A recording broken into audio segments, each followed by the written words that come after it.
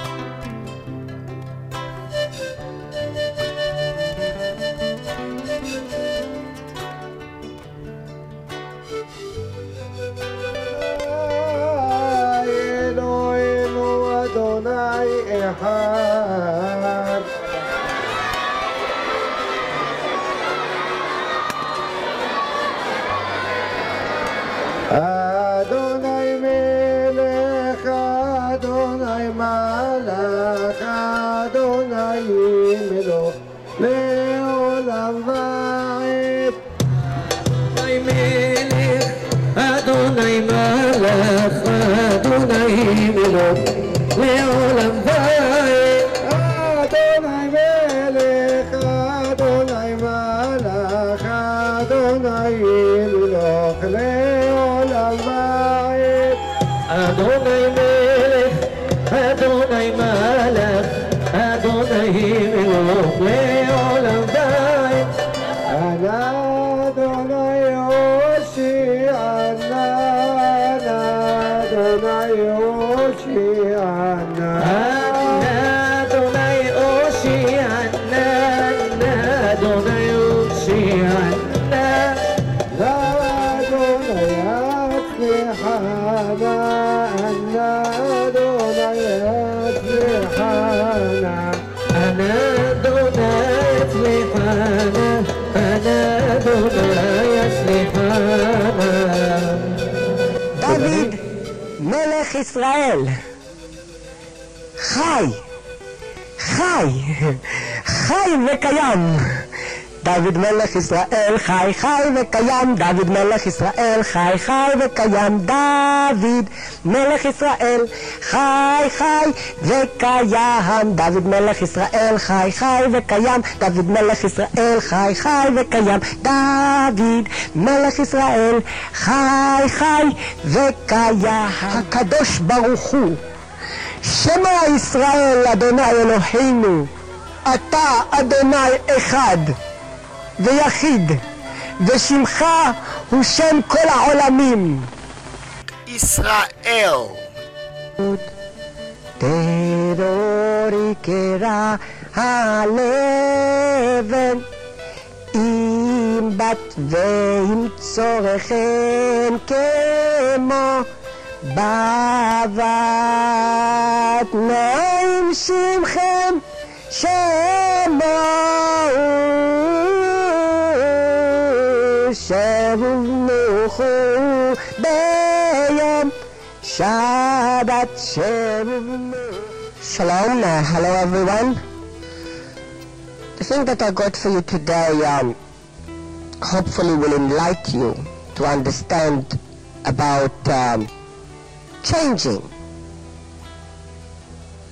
and the actual parable in a success of change. Many times people perceive change by making alterations or getting rid of something and getting something new. And it may be so that it can be seen from a different perspective of understanding. You may call it wisdom, yet again, it is something very simple. So if you open your ears and just hear, I'd be much obliged. Hopefully this message is talking to every person, whoever you are. a person of this world. Obviously, I hope you are not a Martian or something, but if you are, that message would be for you also, I suppose. But then again, let me start with a parable or a riddle, you may call it a story. Into that there is a kind of like a feedback that I intend to give, and in that way I'll be able to construct the message that I'm trying to put forth. And the story starts about this person that was kind of like, I wouldn't say poor, but what we call a mid-society kind of like comfortable person, not exactly content, very materialistic, a popular person. He was also charging for his services and becoming some kind of a money launderer person, or kind of like a lord of many people's houses that was built by the loan that they took from him. So it was quite known that this person is available to discuss matter of economics to benefit the community and benefit himself also. And there was this person that was, again, not so poor. He had a cow, he had chickens, and he had goats. And he had this little farm that sustained his family and his children. He had a wife, I would say in a 30 years old or so, and he was the same age somehow. And they had about 5 children. And those 5 children was quite happy, you know, those children that are smothered with chocolate all over their faces most of the time, and mommy just keep on shoving food to their faces. Kind of a children like that. You can imagine them going to the shower once a week after mommy find time in between serving dad, that is very much a person that like everything in front of his face when he comes home, and the wife is sitting down and peeling his fruits for him. That's not considerable that he will do that. It's just a matter of course the wife's job to do that, you know. And he wanted to extend his house because they used to have 4 children, and just now they received the 5th baby, a newborn, and they wanted a new room. An extension cost money. Something like that, you know. And as it was, that father of that family decided wisely to go to the wise man of the town, the one that money lender to people, is lending money to people, and he going to speak to him out of respect to his position. He's going to speak to him to be counseled rather than ask for money. And he came over and he asked the wise man, now, what would you think if I chose to make an extension in my house? I mean, you know, I'm not very wealthy, but I am able to sustain a loan, to kind of like take a loan and pay for it and keep up the payment. Yet again, I wanted to ask you, wise man, in my position where I am already stretched, but I can stretch myself a little bit more. In my position, what do you think?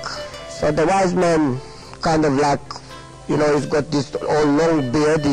He brushed his beard with his fingers and starts scratching his head as if he's thinking, although he already had the answer for that man. But wise people do that. They kind of like waiting a while before they answer your question.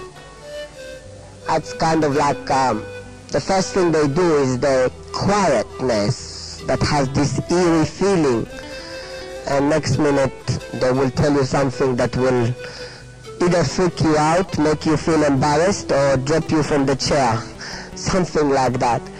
And this wise man said to the man, yeah, I can see your situation, and may I ask you something? And this person, let's call him Jacob, said, yeah, ask.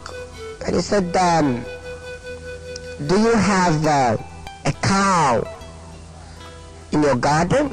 Now, the man thought to himself, I mean, I'm talking to him about an extension for the baby and the family to be more comfortable. What is he asking me about a cow? Yet the wise man urged him to answer the question, and he said, yeah, I got a cow. I got 3 cows. Actually, they are milking cows, are very good cows. They give us a lot of parnasa, which is wages. We treat them like one of us. And the wise man looked at him with a very cool face and said, okay, take one of the cows and put it inside your house. The next minute, the wise man folded his book and turned around and said, make your next appointment with my secretary. And gone as if he said nothing, you know. I mean, put a cow in the house. I mean, I asked for extension, a loan, and this man is telling me to put a cow in the house. Oh my God. So he goes to the secretary and make a booking for the next week, exactly the same time. He wants to know what about the cow, but a week with the cow, we'll see. So he's gone home and he told his wife the bad news or the good news, you call it whatever you like. And the wife kind of like said, I told you not to go to this wise man, you should have gone to the other wise man. The other wise man at least will give you the money to do the extension. But the husband said, well, I'm going to that wise man and that's what we have to do, because they were following this wise man religiously, kind of like. And they put the cow in the house and the wife with the shovel. You know, cows got a lot of access and it eat as well a lot.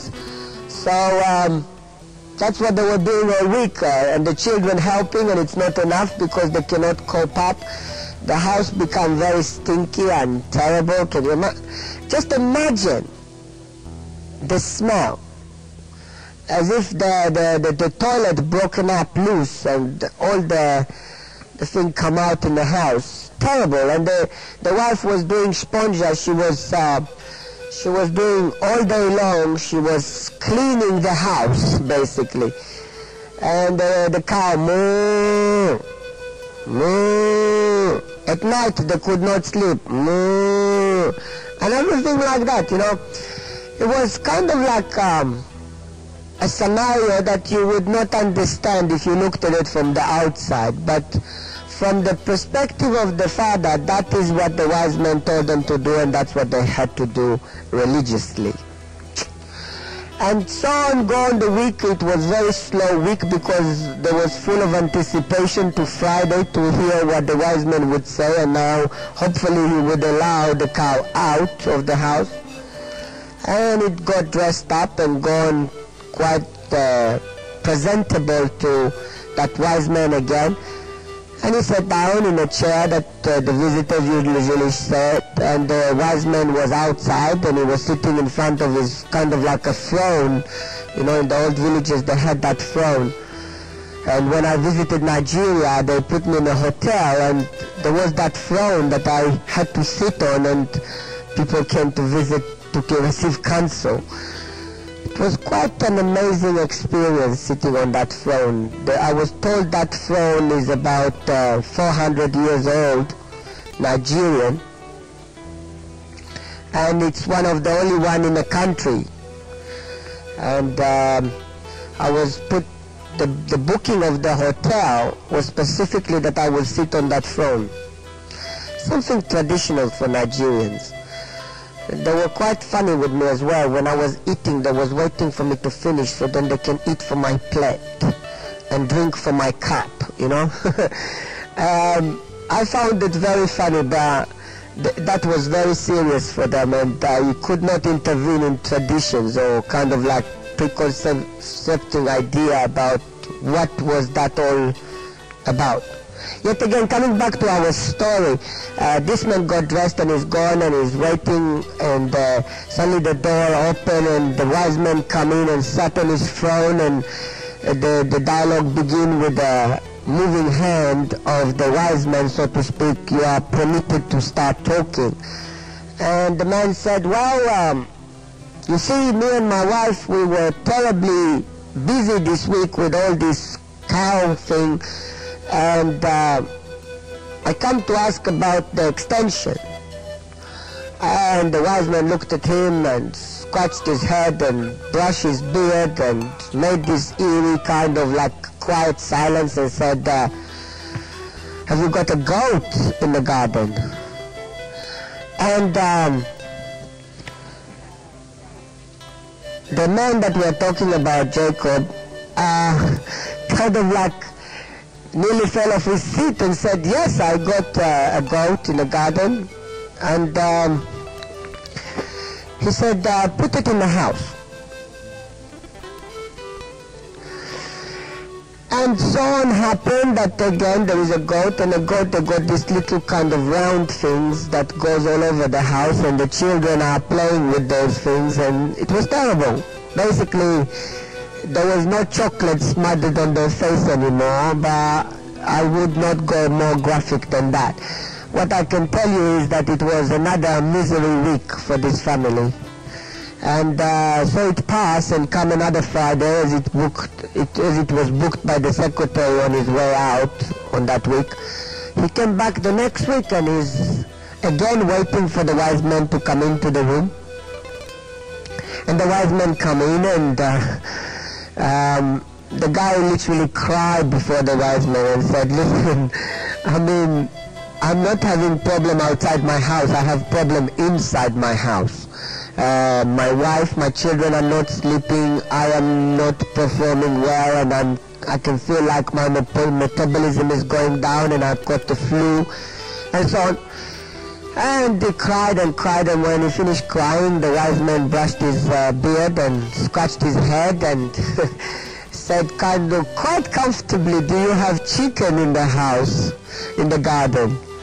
And this time the man was just desperate. He said yes. And the wise man said, yeah, put them in the house. What, all of them? Yeah, all of them. Put them in the house. And he gone out and booked another appointment for next week, and gone home and told his wife the bad news. And so on it happened that it came to pass that week also with a terrible kind of like advantage of the animals over human in the house. Something like a war was won. And desperate, he came back to the wise man on the Friday afternoon, and he's sitting waiting for him, and the wise man come in and he sit down on his throne, and he's looking down at that man crying and saying, oh, you tell me anything, I will do it, no problem at all. And he said, well, you know the cow you got in the house, you can take it out. Oh, thank you very much, wise man, thank you very much, wise man. And he ran to his wife and told her the good news, not forgetting to make a booking for next week, and everybody was happy. The cow is out, less work to clean the house and everything, because the cow was the biggest consumer of work in the house.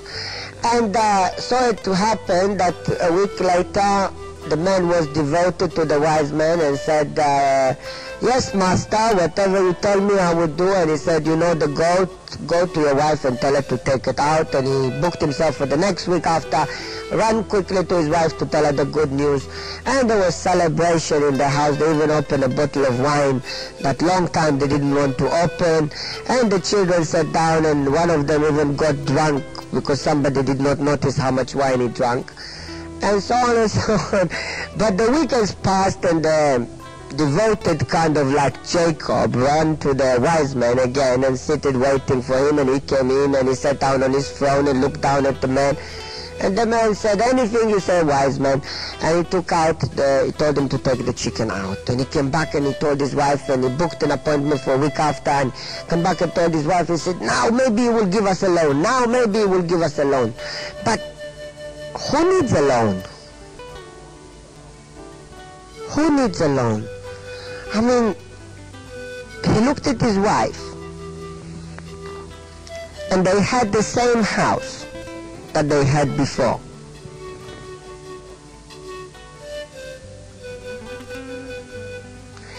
He had the same house, and there was no need for a loan because the house becomes so big, and the children learn to appreciate the space that they have, because the cow is not in the house, the goat is not in the house, the chicken is not in the house. There is so much space in the house.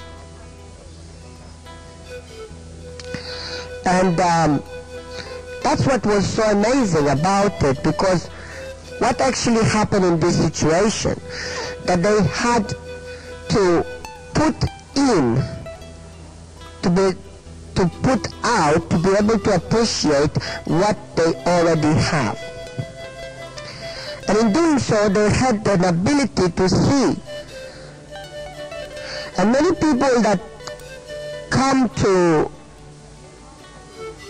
a place where they are desperate because they cannot accept themselves anymore the way they are, and they become desperate to try to find something to add to themselves, so to speak, to make themselves more comfortable and more able to overcome the challenges that they have in life. And all it is understanding that what you have already. And it is not about finding, but about getting rid of things that you added to yourself over the years and are not of benefit to you. And many things could be not of benefit. It is not a matter of what's right in the eyes of others and what's wrong in the right of others. There is things that you better leave them there. Some people say better the devil you know than the devil you don't know. What I mean is, you search for an ability to learn something. So you go and study, and you go and read books, and you go try to unlock that mystery of life that you are. And all it is that you do not have to unlock, you have to open. Because over the years, you closed it. And you closed it so tight, you lost it yourself. So really, in coming to enlightenment, coming into wanting to change, it is not about finding somebody else. It's about finding the real you. The you that you are, the you that you were created, the you that was born to this world, and the you that is not of this world. That the you that is in this world but not of this world. And that's where a whole mystery has been uncovered to you, and now you have a direction, you have a way. Because what goes after that is what understanding would you make up as a skeleton to your finding. Is it going to be a religion one, a religious one? Is it going to be a self-dependence one, kind of like yoga and spiritualism and all that stuff, you know? Is it going to be a nutritional one? I mean, some people go through dieting and through kind of like detoxicating themselves from all the intoxication that they have intoxicated themselves for so many years. They come to different knowledges, so to speak. Those are the knowledges that are going to help them to become fully within their own potential. In other words, they will unlock their own potential. But really, what they're searching for is already them. In other words, it's kind of like amazing, but if you just think about it, they are searching for things to add to themselves, and they need to undress themselves from the things that they have done. Because you are responsible for your own morality, and in a way you are the result of the morality you keep. You do not keep it for someone else, you keep it for yourself, because you know what is good and what is bad for you. You know to discern between good and bad. However you do it in your personal life, in your own reality. And that's where you are strong at protecting that. Who are kind of like the traffic light of your life. So when they say something is no good, you try to go and find a way to take it out of your life. And if they say something is good, then you go and try to get it for your life. And so on. So you give the responsibility of your choices to someone else, and you become like them. And then next minute you got a group of people, and next minute you got an organization, and next minute you got a very peculiar people doing what they're doing the way they're doing, because it is their right. It's a free world. And naturally, other groups that are having competition with that organization would want to kind of like intervene in the operation of that organization, because that organization is putting a threat on the other. So they kind of like promoting themselves to each other. And next minute you got a movement of believers from one organization to another, and so on, and each one is demeaning each other. And what you get in the end of the day is a group of people fighting for survival and moved away from the complete real reason why they came together to be an organization.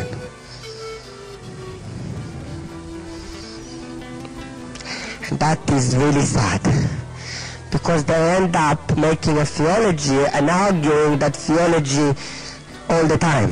They created the problem that they are dealing with.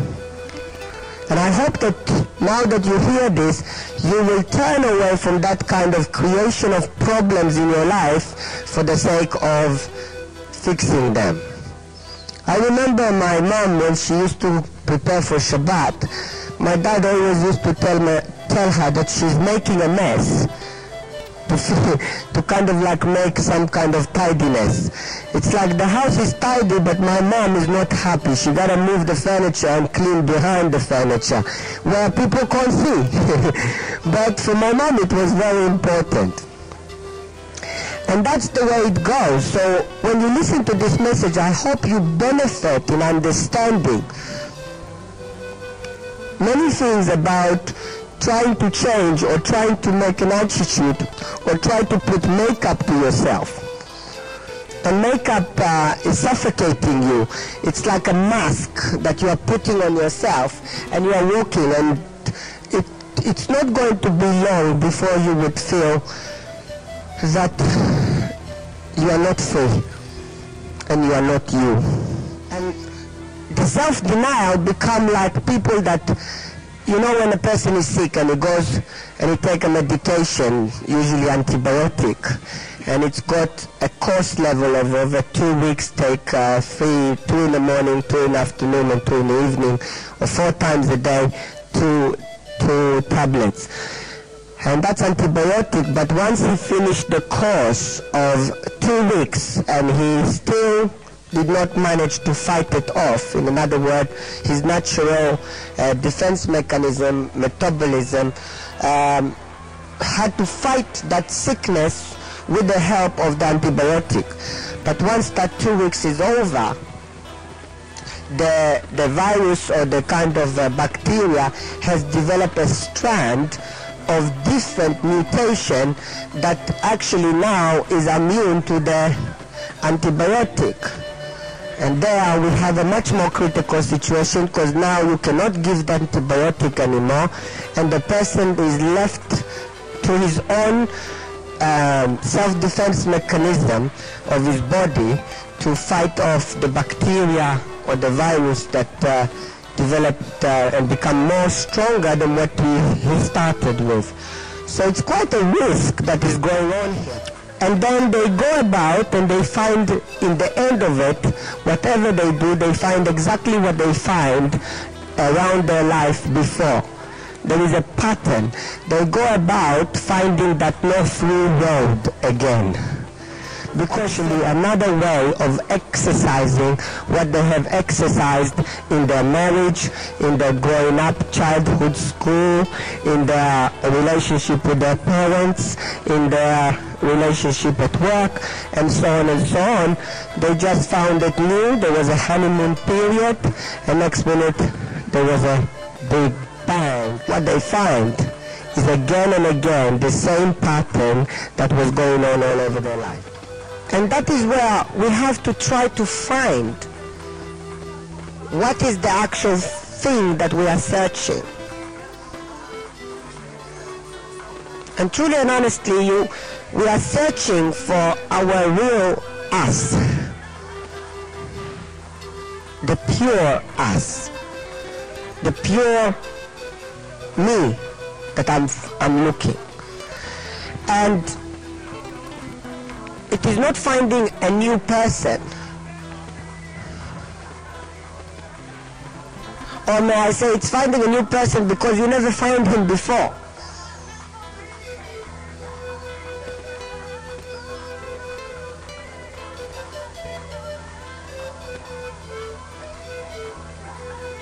And that new person become a content person, a person that can be forgiving and can be a lot more giving, a person that has a love to life. In a way, a person that unlocks the riddle, the mystery of understanding other people and speaking to them with an impacting way. So to speak, he gathered to himself by his own natural way helpers, protectors, advisors, and become a success story. And that is in every way of his life. He does not have to make an effort to get somewhere. Other people will fight his fights. Other people will be his protection. He will not need to defend himself anymore. He will come in, and where he is attacked, other people will say, excuse me, we know this person, but who are you? Who are you? Where are you coming from? And you will get that all around with that person, because that person has the ability to impact people in a way that no one else could before in their life. And that is very attractive. But it is also a place of danger for that person, because it's very lonely. There is quite a lot of expectation that people are building over a person that they are attracted to. When they are not attracted to, there is no expectation. And it is quite amazing that the moment they get attracted to him, suddenly he has to fit in, or he has to have their confidence at all time. And when he does not have their confidence, they run away. They run away.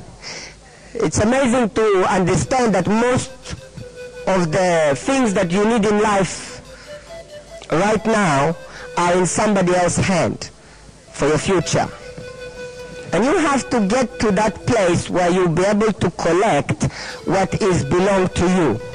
In another word, let me give you an example. You work for your employer, you work in a job, and that is a job that you like, and your employer is the holder of your wages.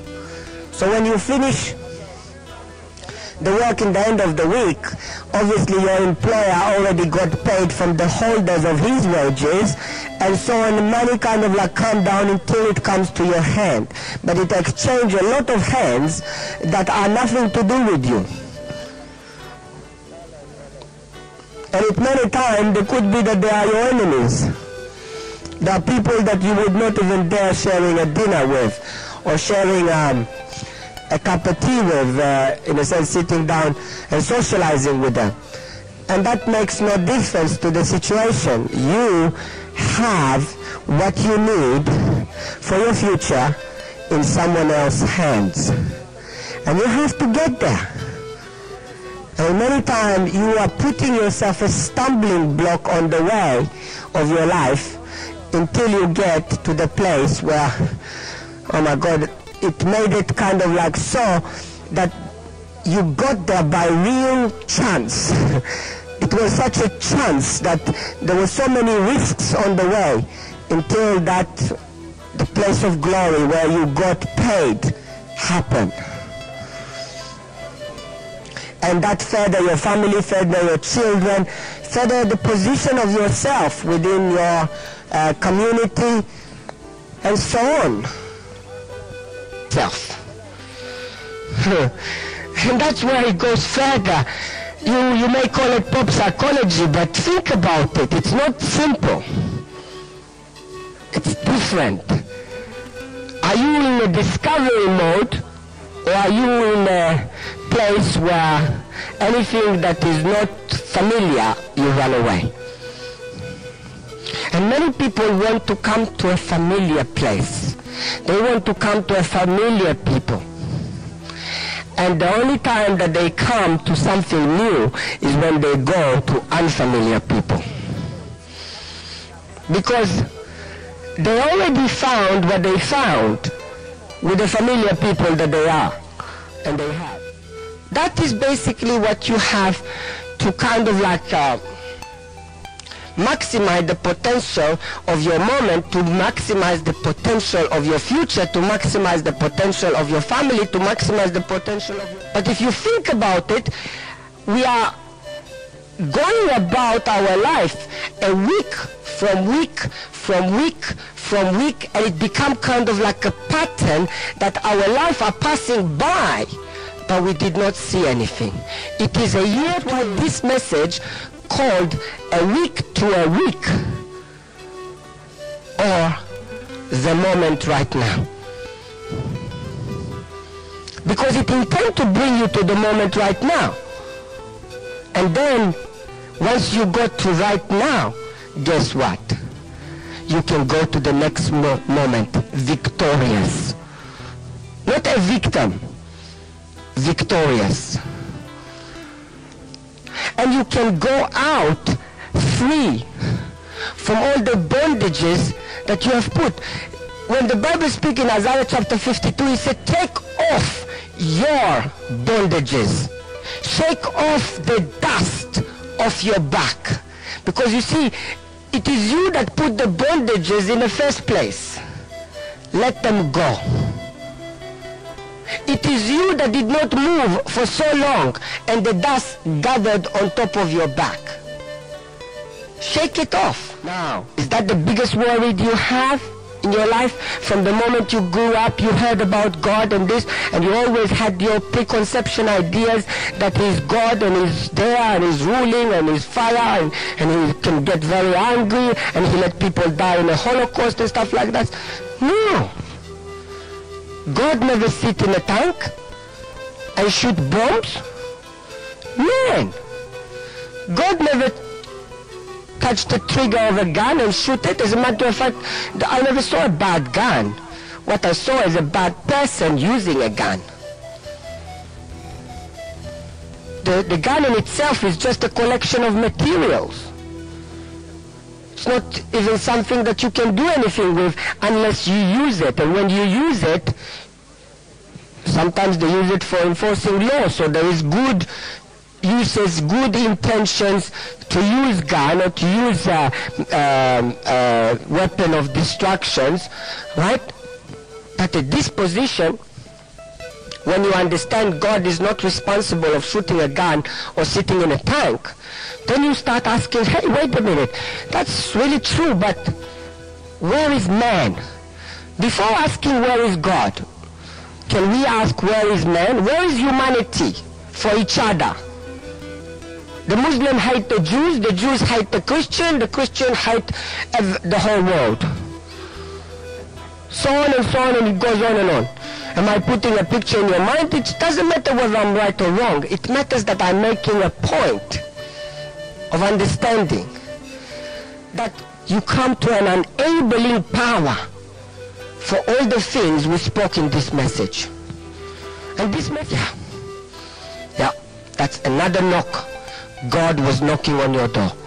Knock, knock, knock, knock, open the door. And you don't want to open. Open your door, come on. Knock, knock, you can hear it. I mean, knock, knock, and you don't want to open the door. Knock, knock, and you don't want to open the door. Knock, knock, and you don't want to. Israel. David, Melech Israel. חי,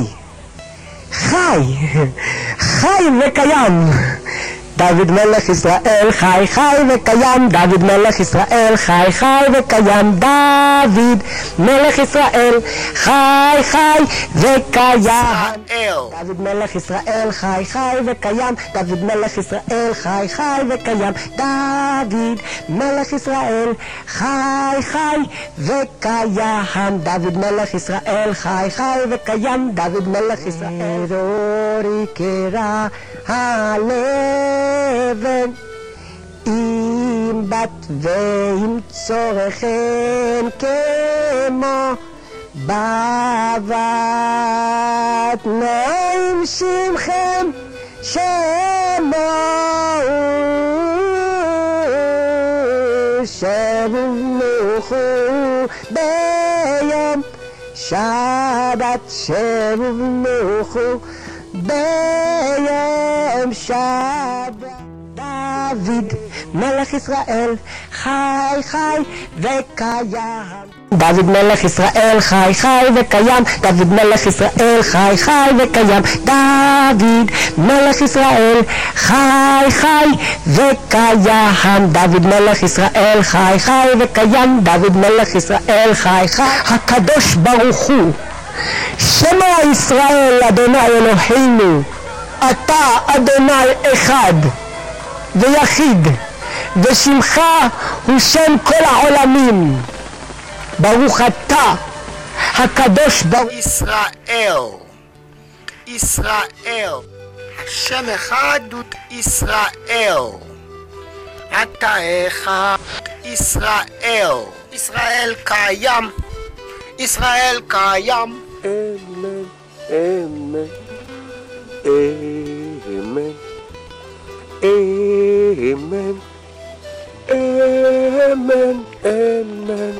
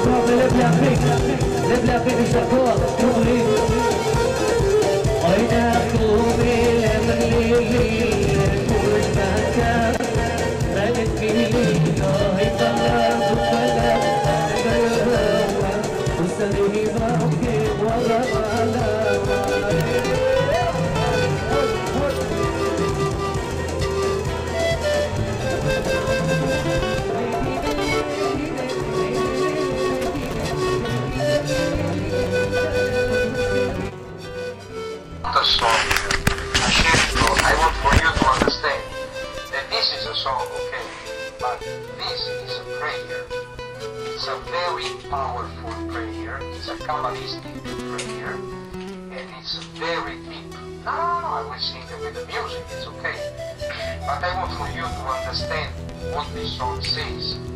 This is a song, no music, only, okay? But I tell you, I want for you to understand which is the words. The words are very powerful because it says, Ana bekoach, gedulat yemincha, tatir tzurura, kabel rina tamcha sagavenu, taharenu nora. Okay, so, but there is on my YouTube, if you digit Danny Alexander,